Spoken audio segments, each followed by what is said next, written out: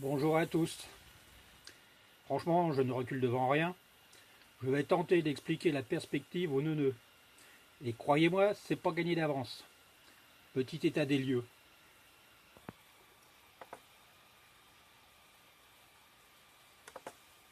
Salut, ici Nenki.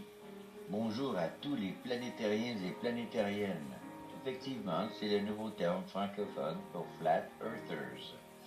Voici la traduction d'une des vidéos les plus importantes à regarder et à saisir sur la Terre plate, afin de mieux comprendre les couchers du Soleil et ses phénomènes de l'horizon.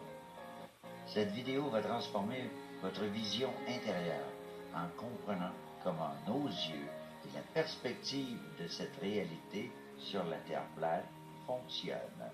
Beaucoup de débunкeurs s'amusent à nous envoyer des photos ou vidéos de bateaux à l'horizon, de phares, d'édifices au loin qui disparaissent de notre vue à partir de la coque en montant jusqu'en haut des voiles, un peu comme celle-ci,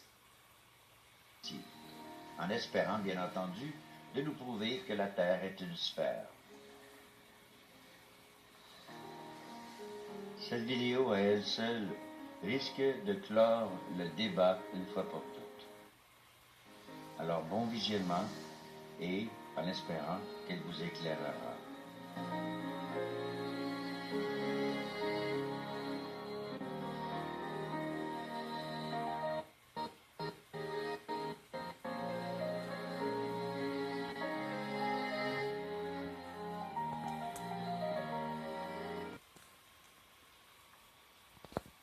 Moi, je trouve croquignolesque que Nanki ait justement choisi cette séquence vidéo pour appuyer sa thèse.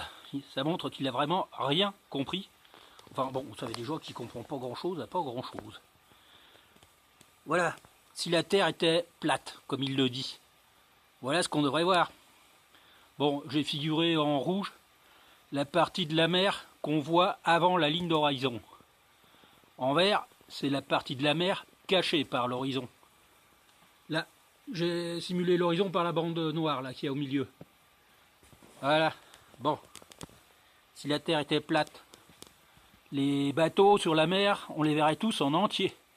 De plus en plus petits au fur et à mesure qu'ils sont éloignés, mais on les verrait bien en entier. Et il n'y a pas de raison qu'on ne voit pas la mer aussi loin qu'on veut. La seule raison qui fait qu'on ne voit pas la mer, ce serait l'opacité de l'atmosphère. Donc même la partie verte serait visible. Au-delà de l'horizon là, au-delà de la ligne noire, la mer serait visible. Il n'y a aucune raison qu'on ne la voit pas plus loin.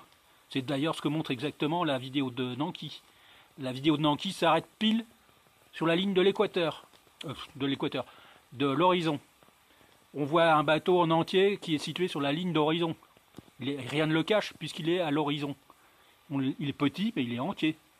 Maintenant, que se passe-t-il sur les vidéos telles qu'on voit? Eh bien, voilà ce qu'on voit sur les vidéos de Nanki. Il prétend la Terre plate, mais il montre une Terre courbe. Il s'en rend même pas compte.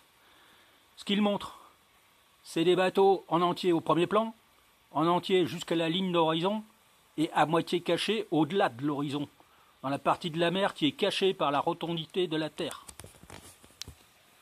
Là, quand je m'élève, je vois plus loin. Je vois au-delà de l'horizon initial. Là, c'est caché. Là, je vous montre la courbure terrestre. C'est bombé au milieu. On le voit très bien. C'est exactement ce que montre Nanki. Et il est trop buté pour comprendre ce qu'il montre. Alors, il y a aussi une autre théorie encore plus quignolesque. La Terre concave. Voyons voir ce que ça donne. Voilà ce que ça donnerait si la Terre était concave. Il n'y a aucune raison de ne pas voir au-delà de la ligne d'horizon. C'est encore plus flagrant qu'avec une Terre plate. Alors, Cyprus, il va falloir que tu trouves une explication. Hein. Même ton ancien copain Nanki, il montre une terre, une mer avec un horizon bien fini. Sur une terre plate, il n'y a aucune raison qu'il y ait un horizon. On devrait voir le plus loin possible, jusqu'à ce que l'opacité de l'atmosphère le cache. Et ça, c'est vous-même qui les montrez sur vos vidéos. Seulement, vous n'êtes pas foutu de comprendre ce que vous montrez. C'est ça qui est désolant.